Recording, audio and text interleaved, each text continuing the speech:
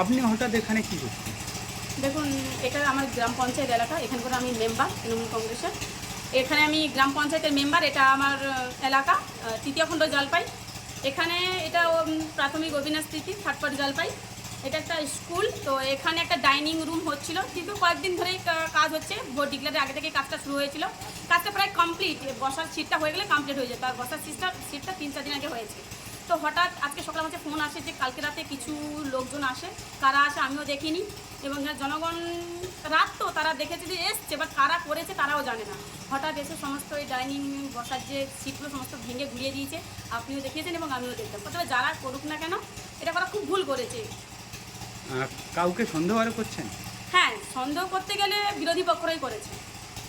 কি কারণে করতে পারে আপনার ধারণা? কারণ এই কাজটা হতে হতে আমার কাছে একটা ফোন আসে, এবং আমি জিজ্ঞেস করি যে এখানে কাজটা বন্ধ আছে কেন। কন্ট্রাক্টরকে জিজ্ঞেস করি যে কাজটা কেন বন্ধ করা হয়েছে, আর কাজটা আপনি করছেন না কেন। তো উনি আমাকে বলে যে কিছু বিরোধী পক্ষ থেকে লোকজন এসে কাজ বন্ধ করে দেয়। আমি বলছি কারা করেছে? হ্যাঁ, উনি বললেন যে বিরোধী পক্ষ থেকে। কেন, কী কারণে বন্ধ হচ্ছে? আপনি বা বন্ধ করলেন কেন? ওনার কথা শুনে উনি বলছেন আমাকে ধমক চমক দিচ্ছে ওরা, বলে এই উনি ফোনটা জাস্ট কেটে দেয়। আদার্স আর কিছু বলেনি আমাকে। এবং সেখান থেকে কী আমি বিডিও স্যারকে কমপ্লেন জানাই, এবং কাজটা আবার শুরু হয়। এবং কাজটা শুরু হওয়া অনুযায়ী তারা এসে আর কোনো প্রতিবাদ করেনি। হঠাৎ কাল রাতে এরকম কাজ করেছে। তাহলে আপনার কি মনে হয়, এবং জনগণরা কী ভাববে? কে করতে পারে এটা?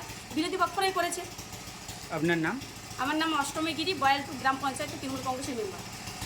এই বুথের নাম? হ্যাঁ, এই বুথে তৃতীয় খণ্ড জলপাই 16 নম্বর বুথ।